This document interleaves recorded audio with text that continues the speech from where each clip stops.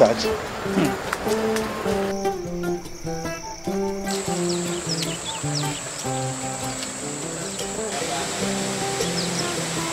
It was a smooth ride through the mountains from Beatrice to Kumewu, where the Bomfobiri Wildlife Sanctuary is located. It is a sight to behold for first-timers, the beautiful hills and variety of trees on that stretch. From oral history, the Bomfobiri Wildlife Sanctuary was a forest reserve established under the Ashanti Tradition Ordinance in 1946. It was set aside as forest reserve, and it was later given out to two timber companies, AG and EGBENYA Wood and Loggers Company. But after some time, they lost their concession, and the place was given to Wildlife Department then. But it was gazetted before it was given to Wildlife. So it was gazetted in 1975 under LI 1022. So since then, Wildlife has been managing the area. The reserve came into being in the era of Ghana's first president, Dr. Kwame Nkrumah, for its topography, plants, animals, and its associated ecological values. Due to these values, the Ghana Wildlife Society finally took over to protect the ecosystem of the Bomfobiri area. We have a lot of potentials in the area. We have Kejarasi and Pame Hills. We have a lot of animals. In fact, we have about 26 mammals. We have about 141 bird species. We have about 5 primates, and then 3 crocodile species are also around. After a briefing by the park manager of the reserve, the team got ready for the journey through the woods and mountains to enjoy nature. I'm told we have a waterfall in here which are different species of crocodiles, and we'll be also climbing some mountains and hiking. So hey, follow me, let's go have fun. It was a daunting walk through the thicket. The pathway was stony from the beginning, hilly at a point, and slippery too. A tour guide becomes crucial at this point.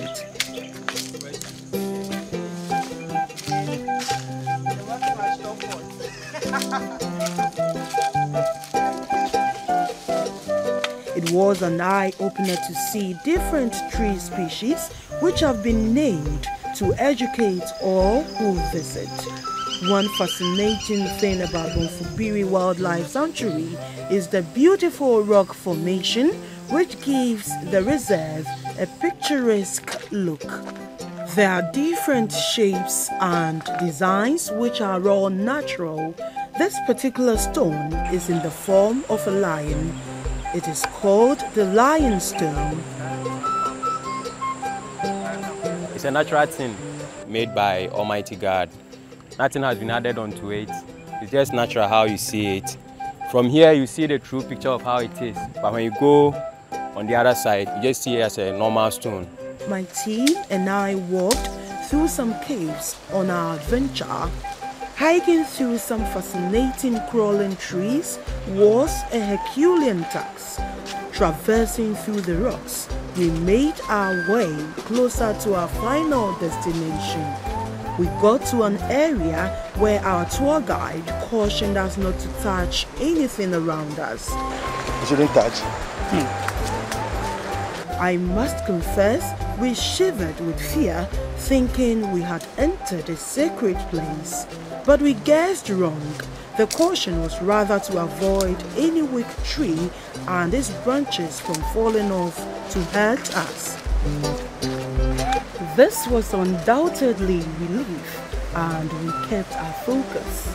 After a short distance, we finally arrived at the most talked about waterfall in the Ashanti region, the Bomfobiri waterfall. has a little history, and we have crocodiles in the pond, which doesn't make it swimmable. Okay, so this place has been a sacred place. You don't swim, you don't do anything here. You just come here for relaxation, then you go, you continue your trip from here. The temperature here was cold with a serene atmosphere. Unfortunately, tourists are not allowed to swim in this waterfall, and the reason is simple.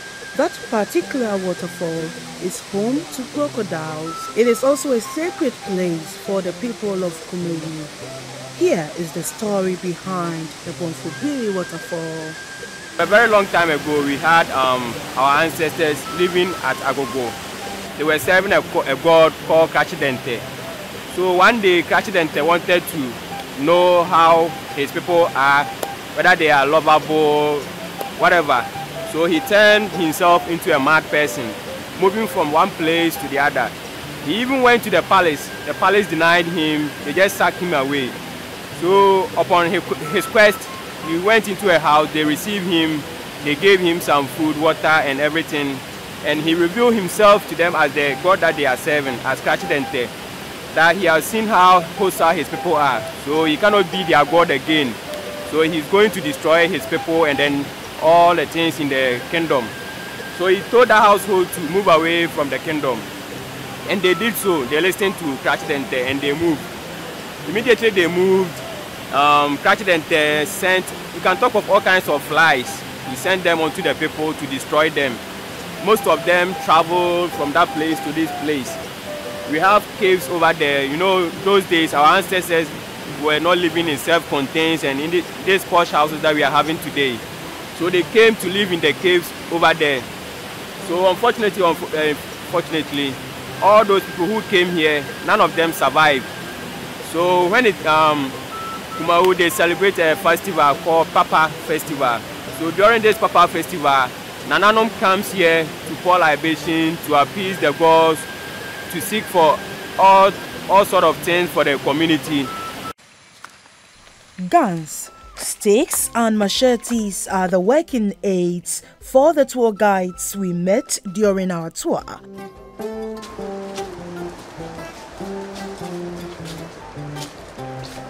As was obvious, it was explained that the weapons are used for protection from wild animals in the forest. It was mandatory for each personnel to carry the guns anytime they are on duty in the sanctuary.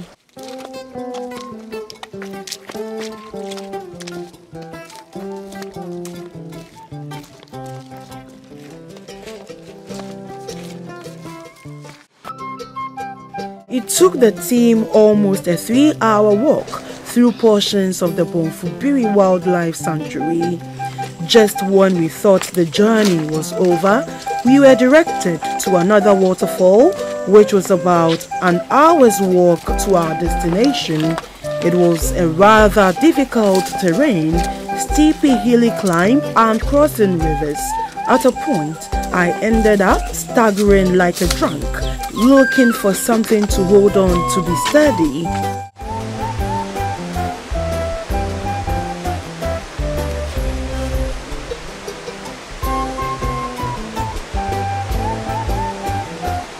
We got to a place within the reserve where we needed to cross another river. Here, there was no bridge to cross to the other side, so our tour guide pulled a piece of wood to help us cross.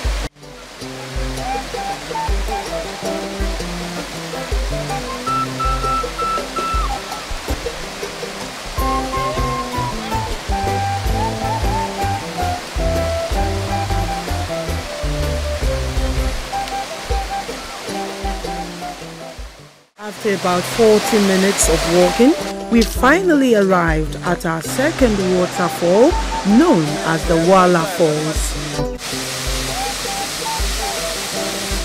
Wala Falls paints a beautiful scene of Mother Nature. The running water, unlike the Bomfobiri waterfall, can be described as fast and furious. The two waterfalls don't flow all year round. This, according to Forestry Commission, slows down patronage at certain times of the year. It's been well patronized, but the challenge is that it is ephemeral. It doesn't flow throughout the year. So it will flow for some time and then you would not see it again. So sometimes you would invite people to come over, but they would be disappointed when the water is not flowing. So I'm thinking that probably in future we need to dig some water in the reserve and supply it to the fall. We were told the animals go deeper into the forest due to the rains. However, tourists can see all the animal species in November and December. We have a lot of animals here, most especially buffalo. We have a lot of buffaloes here, but a lot of people are not aware that we have all these. We have different kinds of antelopes around. We have crocodiles. We have the Nile crocodile here. We have the long-snouted crocodile. We have the dwarf crocodile. All these animals are here for people to come and view. So I would advise that people should come and see what we have here. This location is ideal for hiking, mountain climbing, game viewing, bird watching, swimming and camping for tourists. But according to the park manager, Mr. Richard Asare, most of these places are undeveloped and needed some attention to make them decent. People are patronizing, but the challenge we have is that our potentials are underdeveloped. Most of our footbridges are broken down. In future, we will need people to support us, especially public-private partnership, so that we can work together, because we have a lot to do in the reserve. We need to develop the area to a standard where it will attract a lot of people from far and near. Mr. Richard Asare explained that tourists who visit the Bomfobiri Wildlife Sanctuary are charged a small fee. The money is channeled to our corporate headquarters. So all the monies that are accrued here are sent to Accra, our office. Yes. He mentioned some of the problems. Our main challenge here is poaching, illegal hunting in the reserve, and then Fulani herdsmen entering the reserve. Those are the main challenges we are confronted with now, but we are doing our best. We used to have a lot of bushfires, but I think that one is under control now. Just like the Bomfobiri Wildlife Sanctuary, there are many tourist sites in the country which are not known. Most of these sites are in such a poor state that will not attract tourists. Currently in the law, the LI 2393, which is the regulation on tourist sites and attractions, the District Assembly is a major player, the Traditional Council is a major player, the Ghana Tourism Authority is a major player. And so we formed this tripartite body that then now looks at, okay, this is a site, who owns the land? Because land ownership is one. We know that in every community, it's either the traditional authority or a family that owns the land. But you working with the traditional authority, we're able to identify the land.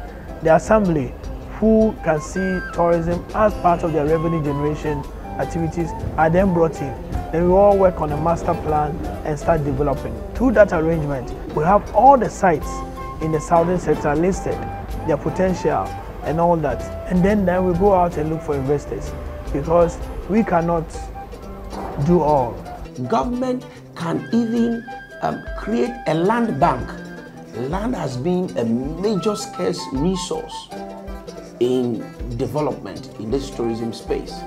Now, government can partner, the traditional authority, the stools and schemes to acquire land, like the Marine Drive project, get similar ones in other destinations, say North, Damango, Wale, say Axim.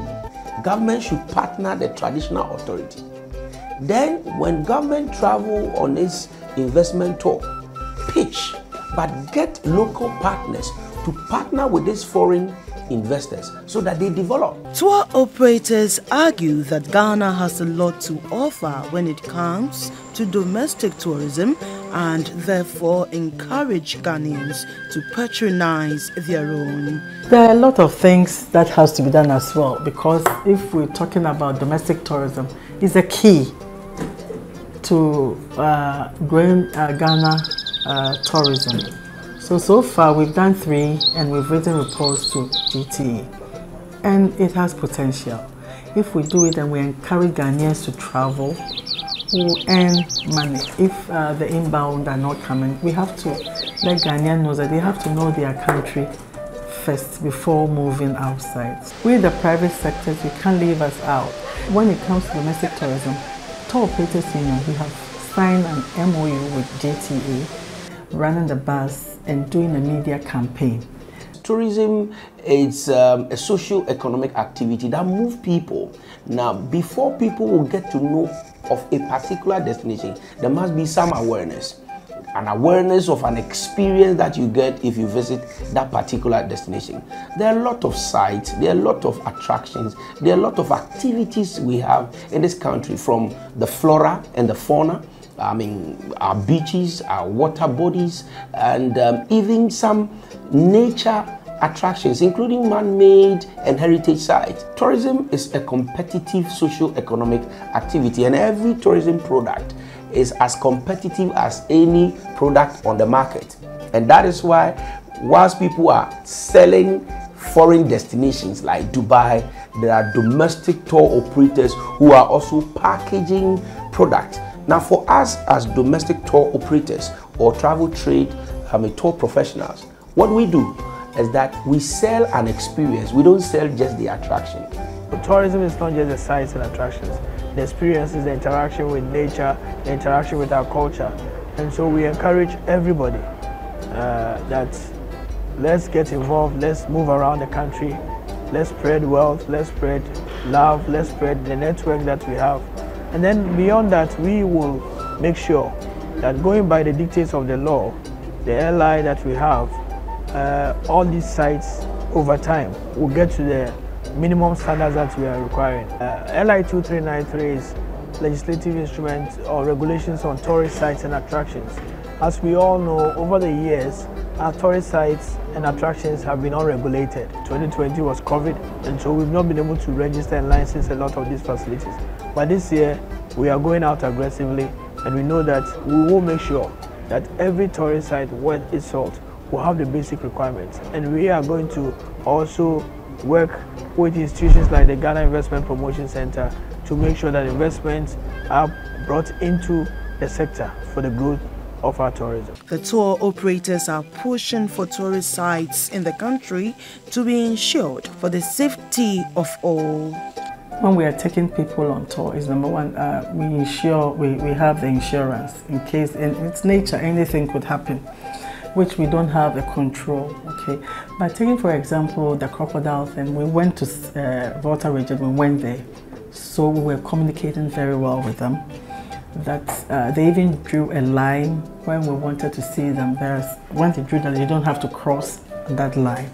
And the man, they explained what happened the other time, why the crocodile had to chew that person. So it's nature, but we make sure we communicate very well. We have insurance on board in case anything happens, but the people at the site, we communicate well with them that there are certain things that they have a control, they make sure they put in place, unless they don't have a control. But once they have a control, make sure that they put in place that our people are safe. For insurance, I think we have to make it mandatory. You see, when you want to travel abroad, there's a mandatory requirement that you have to buy insurance. So we need to understand and appreciate that, even if we have not made it a law. Now, for me and my company, Kaya Tours, we have insurance. We have public liability insurance that covers all the tourism products that we sell. Even though we've not made it law, I have made it a policy in my business. So in case anything happens to the tourists, the tourist is protected. That's why we need to have a broader stakeholder consultation to have such discussion, and Parliament should also engage, the ministry should engage the private sector, practitioners who are professionals in the sector, so that we can share all these ideas. Because if I'm a tourist and I know that I'm going to this destination, and if anything happens to me, there's a liability on the part of the host, because I'm insured and I'll be protected. Why won't I come there? It becomes even a marketing competitive advantage when you are selling your destination. You tell people that all our tour sites are insured. Yes, there is a part of the law. The requirement is that these sites must be insured. There are two levels of insurance. There is a public liability and then also insuring the facility itself.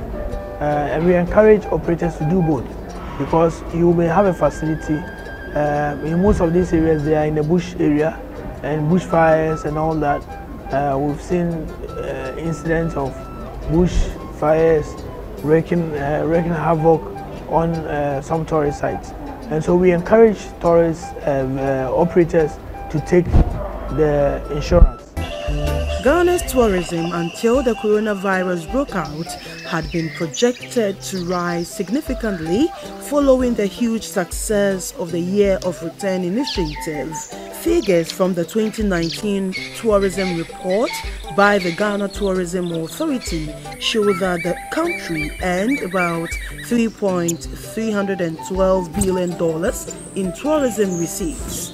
I would advise everybody, whether far or near, to come and see what we have here. I wish people would come here to see things for themselves. We have beautiful terrain, mountains, 2 waterfalls, birds, animals. You could go for animal viewing. To make the place attractive, I think, for example, when tourists or Ghanaians visit the place, we can have like cultural troupe welcoming people. So even when you get there, the welcoming mood, you feel welcome, and that will lead you to the place before the tour guide comes in. In restarting tourism, you need to come up with some innovative, packages that will attract and delight people.